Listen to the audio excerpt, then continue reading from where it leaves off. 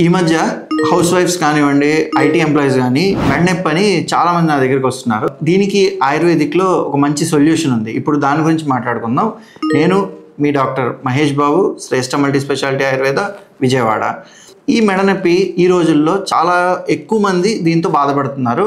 So దీనికి main కారణం ఏంటి అంటే ఇంప్రాపర్ పోస్చర్ అండి. అంటే మీరు పడుకునే విధానం కానీ, మీరు కూర్చునే విధానం కానీ సరిగ్గా లేకపోయినా కూడా వస్తుంది.